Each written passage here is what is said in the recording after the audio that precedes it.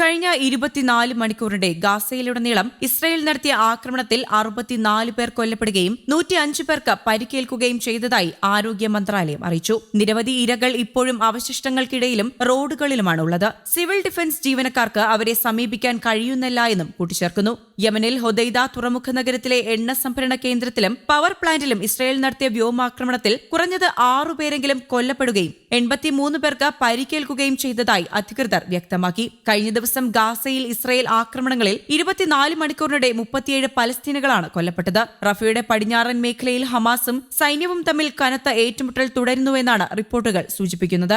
ശനിയാഴ്ചത്തെ bomb ആക്രമണത്തിൽ മധ്യഗാസയിൽ ഒട്ടേറെ വീടുകൾ തകർന്നു. ജബലിയയിൽ വീടിനു നേരെയുണ്ടായ ബോംബ് ആക്രമണത്തിൽ മാധ്യമപ്രവർത്തകനായ മുഹമ്മദ് അബു ജസീറും ഭാര്യയും 2 കുട്ടികളും കൊല്ലപ്പെട്ടിരുന്നു. ഗാസ സിറ്റിയിൽ അൽ ജല സ്ട്രീറ്റിൽ ജനക്കൂട്ടത്തിൽ ബോംബിട്ടതിനെ തുടർന്ന് ഒട്ടേറെ പേർ കൊല്ലപ്പെട്ടതായി റിപ്പോർട്ടുകളുണ്ട്. കനത്ത ഏറ്റുമുട്ടൽ തുടരുന്ന റഫയിലെ ടെൽ അൽ സുൽത്താൻ പ്രദേശത്ത് ഒട്ടേറെ ഹമാസുകാരെ വധിച്ചതായി ഇസ്രയേൽ സൈന്യം അവകാശപ്പെട്ടു. മധ്യഗാസയിൽ ഹമാസ് താവളങ്ങളിലാണ് ബോംബിംഗ് തുടരുന്നത് എന്നാണ് ഇസ്രയേൽ ഭാഷ്യം. ഇതുവരെ ഗാസയിൽ ഇസ്രയേൽ ആക്രമണങ്ങളിൽ 38,919 പലസ്തീനികൾ കൊല്ലപ്പെട്ടിട്ടുണ്ട്. 89,622 പേർക്ക് പരിക്കേൽക്കുകയും ചെയ്തു. അതേസമയം ഗാസയിലെ വെടിനിർത്തലിനായി ഒരാഴ്ചയിലേറെയായി ദോഹയിലും കൈറോയിലും കേന്ദ്രീകരിച്ച് നടക്കുന്ന മധ്യസ്ഥ ചർച്ചകൾ എങ്ങും എത്തിയിട്ടില്ല. ചെങ്കടലിൽ ഏദൻ കടലിടുക്കിൽ യമനിലെ ഹൂതികൾ നടത്തിയ മിസൈൽ ആക്രമണത്തിൽ ചരക്കു കപ്പലിൽ തീപിടുത്തമുണ്ടായെങ്കിലും ജീവനക്കാർ അണച്ചിട്ടുണ്ട്.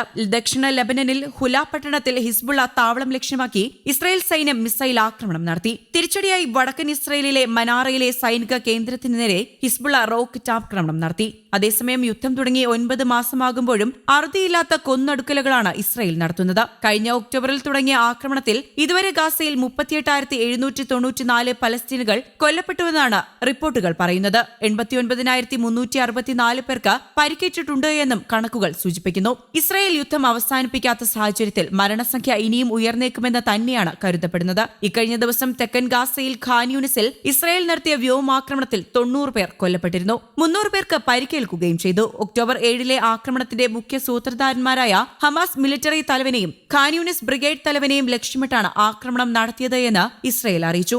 എന്നാൽ മരിച്ചവരെല്ലാം സാധാരണക്കാരാണ് എന്നാണ് ഗാസ സിവിൽ ഡിഫൻസ് അധികൃതർ വ്യക്തമാക്കുന്നത്. കഴിഞ്ഞ 10 ദിവസത്തിനിടെ ഇസ്രായേൽ ബോംബിട്ടത് UN അഭയ കേന്ദ്രങ്ങളായ 8 സ്കൂളുകൾക്ക് നേരെയാണ്. UN പലസ്തീൻ അഭയാർത്ഥി സംഘടനയാണ് ഇതു സംബന്ധിച്ച വിവരങ്ങൾ പുറത്തുവിട്ടത്. മധ്യഗാസയിലും ഇസ്രായേൽ ബോംബാക്രമണം തുടരുകയാണ്. 9 മാസം പിന്നിട്ട യുദ്ധത്തിൽ അഭയാർത്ഥി സംഘടനയുടെ 70% സ്കൂളുകളും ഇസ്രായേൽ ബോംബിട്ട് തകർത്തു. അതിനിടെ 13 പലസ്തീൻ തടവുകാരെ കൂടി ഇസ്രായേൽ മോചിപ്പിച്ചിരുന്നു. എന്നാൽ തടവിൽ ക്രൂരമർദ്ദനമാണ് നേരിടുന്നത് എന്ന് തടവുകാരുടെ സംഘടന പറയുന്നുണ്ട്. അതേസമയം ഇസ്രായേലും ഹമാസും തമ്മിൽ നടന്നുകൊണ്ടിരിക്കുന്ന യുദ്ധത്തിനിടയിൽ ഗാസ മുൻപിൽ ഉടനടി സമ്പൂർണ്ണ വെടിനിർത്തലിന് ഇന്ത്യ ആഹ്വാനം ചെയ്തിട്ടുണ്ട്. യാതൊരു ഉപാധികളുമില്ലാതെ ബന്ദികളാക്കിയവരെ മോചിപ്പിക്കണമെന്ന് ഐക്യരാഷ്ട്രസഭയിൽ ഇന്ത്യ ആവശ്യപ്പെട്ടു. ഇസ്രായേൽ ഹമാസ് സംഘർഷത്തിൽ സിവിലിയന്മാരുടെ ജീവൻ നഷ്ടപ്പെട്ടതിനെയും ഇന്ത്യ കടുത്ത ഭാഷയിൽ അപലപിച്ചിട്ടുണ്ട്. സംയമനത്തിനും യുദ്ധത്തിന്റെ തീവ്രത കുറയ്ക്കുന്നതിനും ഊന്നൽ നൽകാൻ ഇന്ത്യ ആവശ്യപ്പെട്ടിട്ടുമുണ്ട്. ചർച്ചയിലൂടെയും നയതന്ത്ര ബന്ധത്തിലൂടെയും സംഘർഷം സമാധാനപരമായി പരിഹരിക്കാമെന്നും ഇന്ത്യ നിലപാട് അറിയിച്ചു. News desk Kerala Kaumudi.